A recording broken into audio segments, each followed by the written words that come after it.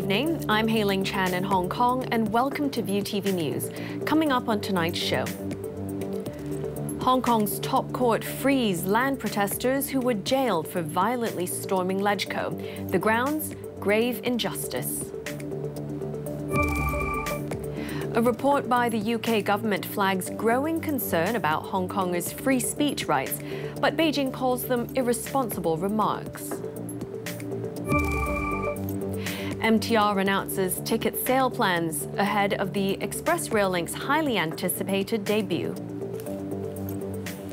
Our top story tonight, 13 anti-development protesters who were slapped with extra jail terms by an appeal court walked free today. The Court of Final Appeal overruled the lower court's decision to put them behind bars instead of serve community service for storming LegCo in 2014. Evelina Leung tells us why. League of Social Democrats Raphael Wong, Demosistos Derek Lam, and Land Justice League's Willis Ho were among the 13 who stepped out of the top court triumphant. Among the arguments, senior counsel Martin Lee, who represented 5 of them, took issue with the Court of Appeal's use of sentencing guidelines. Lee said the court can change the penalty range for offenses when an increased level of severity is shown in the case. But he pointed out the updated reference can only be used for future cases and cannot be retroactive. And because the court applied new sentencing guidelines on the present case, Lee said the court caused the defendants substantial and grave injustice. The 13 were given up to 150 hours of community service after violently storming the Legislative Council over the Northeast New Territories Development Plan back in 2014. When the Department of Justice challenged the sentence, the Court of Appeal sent them to prison for between 8 and 13 months. Representing the Justice Department today, Director of Public Prosecution David Leung agreed the defendants' jail terms were based on the new guideline. But he said the severity of the case must be considered as the activists caused both harm to people and financial losses. Leung insisted immediate imprisonment was the only correct sentence. After hearing out both sides, however, Chief Justice Jeffrey Ma ruled in favor of the defendants. He changed their sentence to time already served in custody and community service, allowing all 13 to walk free. Evelyn Lang, View TV News. Well, the activists welcomed the Court of Final Appeal's decision. The group said they will be well disciplined in future protests, but they also hit back at some points in the judgment.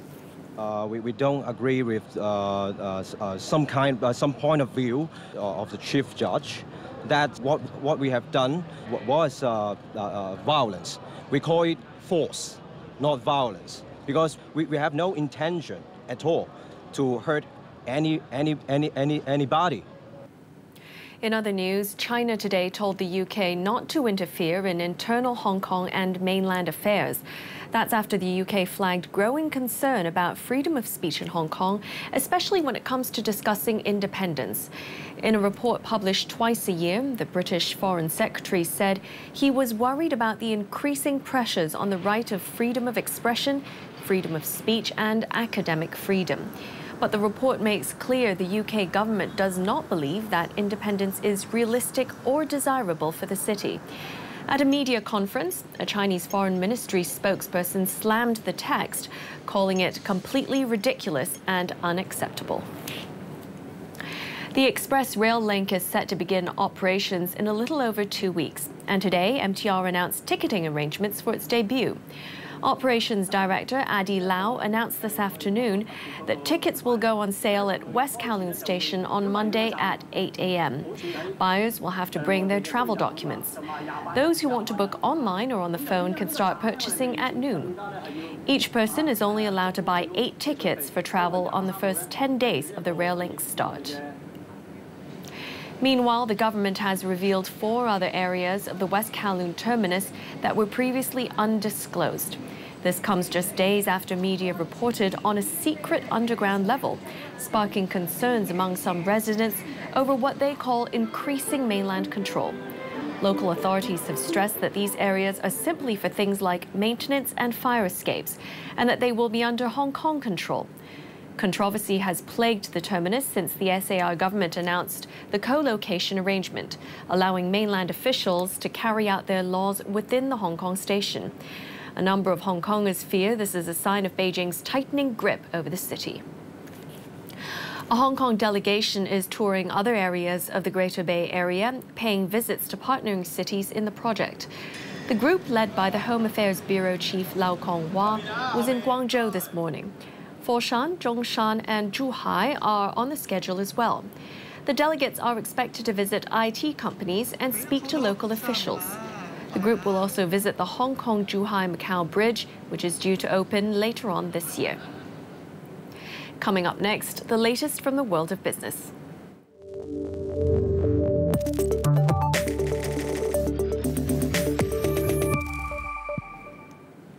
First up, more trade war jitters. U.S. President Donald Trump is gearing up to slap more tariffs on Chinese goods, while also warning Japan that it could be the next target. Trump is expected to pull the trigger on another $200 billion worth of goods from China, possibly overnight. Beijing warned it would again retaliate if Trump fires off the new penalties.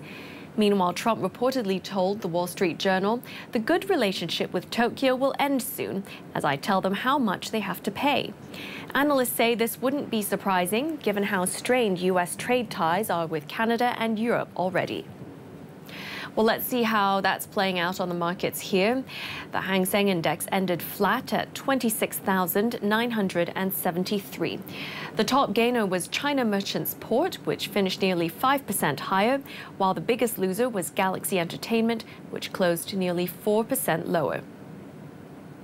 Over on the mainland, the Shanghai Composite Index lost 0.4%, ending the day at 2,702 points.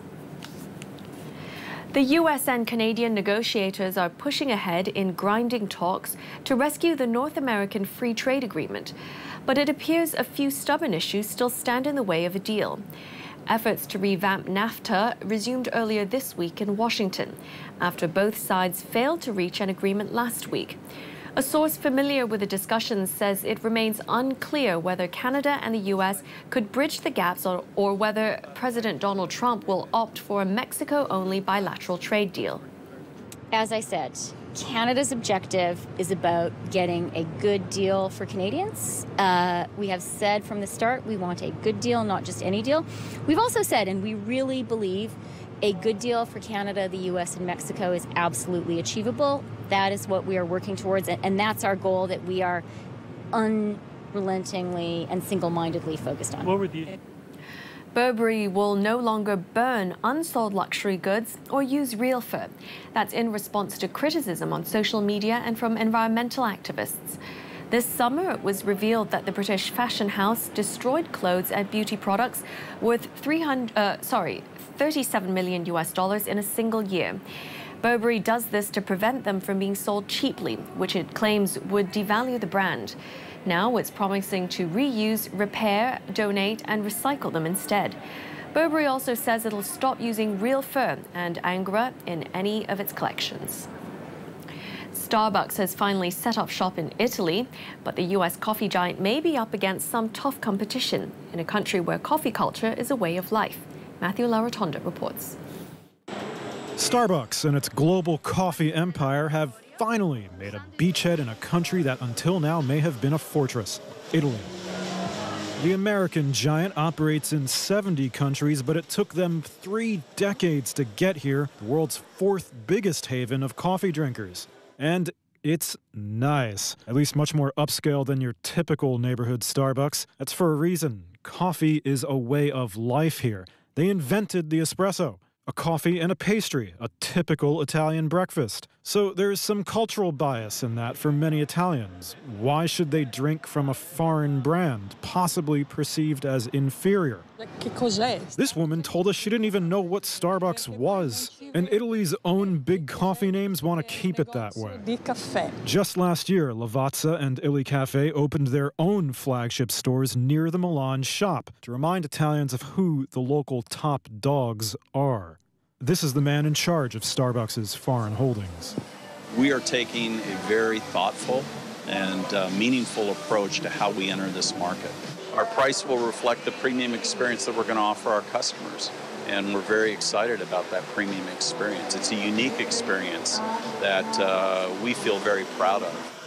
Yeah, it's more expensive too, about $2 for an espresso, which is nearly double what Italians are used to. But for Starbucks, this is also a symbolic move. Its founder, Howard Schultz, has long said that it was a trip to Italy in 1983 and the coffee culture here that inspired him to create Starbucks. The barman in this cafe not far from the Milan site says he's not scared of the competition, though. Probably a percentage of foreigners, tourists will go there. But with the type of work we have, they don't really frighten us. Time for a break now, but stay with us. Coming up next, a desperate hunt for survivors as the death toll from Japan's earthquake rises and scores of residents remain missing.